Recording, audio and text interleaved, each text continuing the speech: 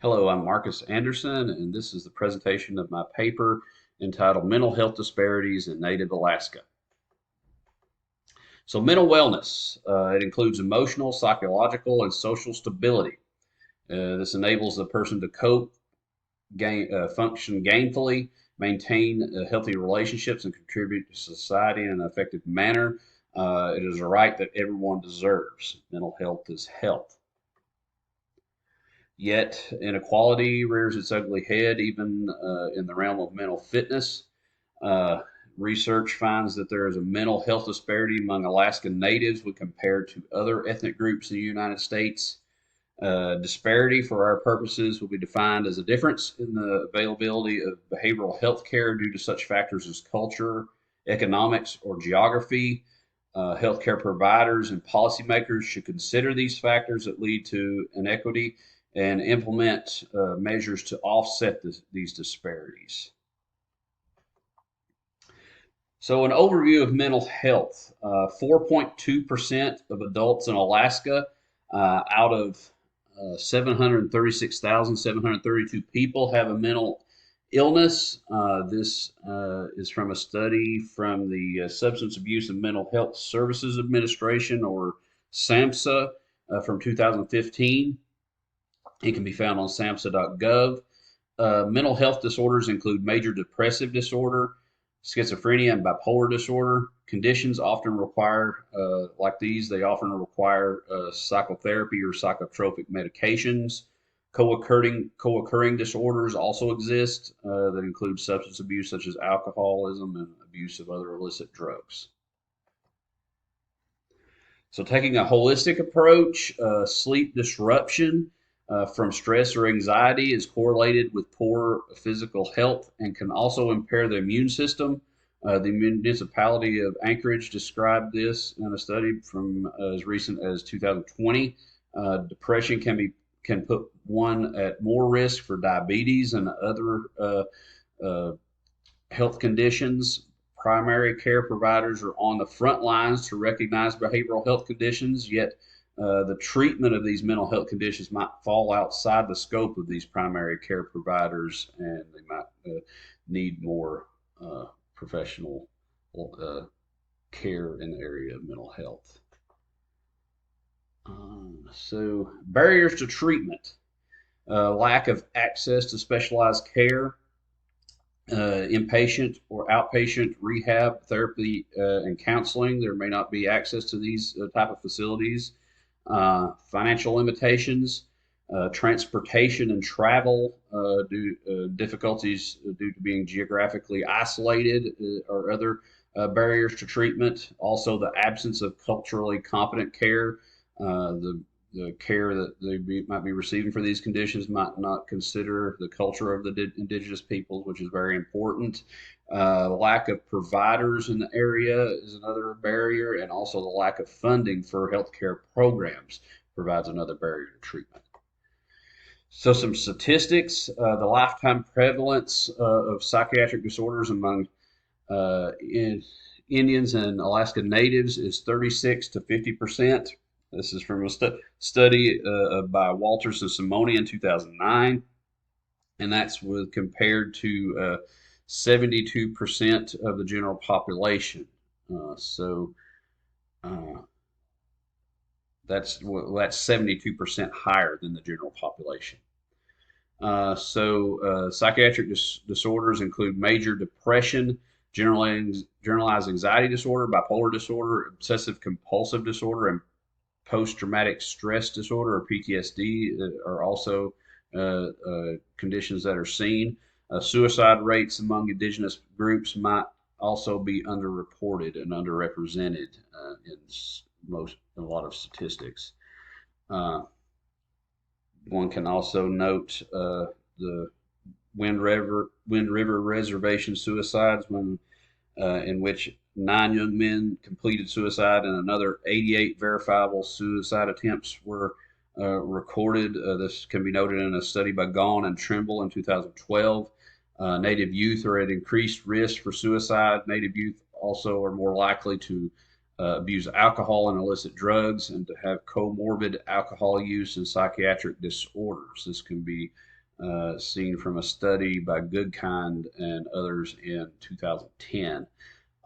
Considerations regarding aging, depression, and dementia uh, compose a hidden malady among this minority population. Garrett and others did a study on this back in 2015. Financial factors should also be considered, such as poverty, the lack of insurance coverage. Indigenous peoples tend to be poorer and less likely to have health insurance. Walters and Simone noted this back in their study from 2009. Only half of American Indians and Alaska Natives have employer based insurance coverage. The Office of the Surgeon General noted this in a study from 2001. Financial concerns affect the ability to travel to seek care, and the lack of internet connections make telemedicine impossible. So it's hard for them to even get remote care out in their remote locations, even though they cannot uh, afford or obtain transportation to where the care might be located. Other financial factors to consider is inadequate funding of programs. Programs such as the Indian Health Service are overextended and understaffed and underfunded. Gahn and Trimble noted this in their study from 2012 as well. Lack of specialized care means that patients that only 1/4 of such patients receive care consistent with evidence-based treatment guidelines. Gahn and Trimble also noted this in their study from 2012. And there's also a lack of inpatient options in Alaska. There's only one state funded psychiatric hospital, the Alaska Psychiatric Institute. The Alaska Psychiatric Institute is plagued with budget cuts, staff turnover, and lengthy wait lists. Finding enough qualified staff remains a huge challenge. The Anchorage Daily News covered this in an article as recent as this year. Two studies show that those with mental health issues are more likely to end up in prison when behavioral health treatment options are not readily available. The World Health Organization noted this in a study from 2017. There are also many cultural considerations to be made when considering mental health care in the Alaska Native population.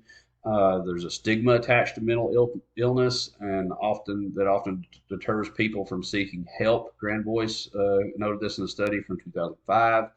Level of culturation affects acceptance of treatment. So the culture may not, may not be readily acceptable in culture to accept treatment for mental health. Providers should provide culturally competent care. The indigenous people should not be forced to choose between their traditional values and modern medicine. The values of the indigenous people should complement rather than compete with medical care. So their values must be considered when treatments are provided for these conditions. The Office of the Surgeon General included this in their study in 2001. There are also many language considerations to be made. Language barriers can impact the diagnosis and affect treatment. Researchers note that words such as depressed and anxious are absent from some of the American Indian and Alaska Native languages. Also, Office of the Surgeon General also noted this back in 2001 in that study. Western standardized tools might not be accurate. Things might not be measured the same within the American Indian and Alaska Native languages, so that needs to be considered as well. So co-occurring disorders, these also require specialized care. They may need inpatient and detox services or rehab services. And facilities might not be readily accessible due to finances or geography, like some of those factors we have already considered. And inpatient stays can also be costly. So there again, poverty and lack of funds becomes a factor that is limiting once again. And there are great risks associated with untreated mental health conditions. There are increased risks for suicide and or homicide. Broken family units, single parent homes can often result. Loss of employment can result as be a result of untreated mental health conditions as well. Also, as is the inability to provide or perform subsistence activities and to provide for one's family. and one can also neglect their physical health. Violence and trauma considerations should also be made as well. So here are some measures that can be used to turn the tide of disparity. Offer a holistic approach. Indigenous peoples often embrace a relational worldview in which wellness in all areas is dependent on the proper balance and harmony of the inner and outer environment. Grand Voice noted this from their study in 2005. There was also a need for additional investment in the efficacy and evidence studies of Native specific clinical interventions. Gahn and Alcantara noted this in their study from 2007. There's also a need for increased research funding and the incorporation of indigenous values into the treatment plan. And much respect should be given to these values and to the native population the whole time while the care is implemented. So solutions. Increased funding for the Indian Health Service and Alaska Psychiatric Institute is key. Programs to recruit and retain providers, such as supporting healthcare access through the Loan Repayment Program, or SHARP. The Office of the Surgeon General notes this in 2001. And the scholarship programs for youth to help encourage further education. And there's a need for more Native providers. In 1996, only an estimated 29 psychiatrists in the United States were of Indian or Native heritage. The Office of the Surgeon General noted this way back in 2001 in their study. Who best to treat the people of Native Alaska than the natives themselves? Health promotion, school programs geared toward the dangers of alcohol and illicit drug use would also be important. Suicide prevention programs would be beneficial, and also programs should include cultural and spiritual values of the indigenous people.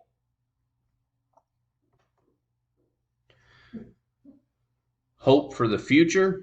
Disparities exist, but there's still hope. Education to provide culturally competent care is important.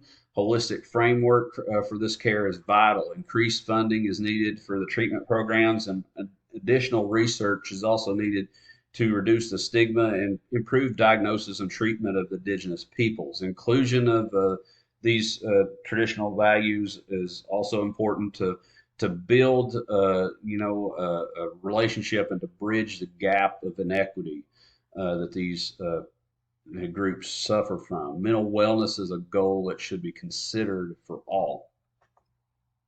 And here are the references that were mentioned and that we used.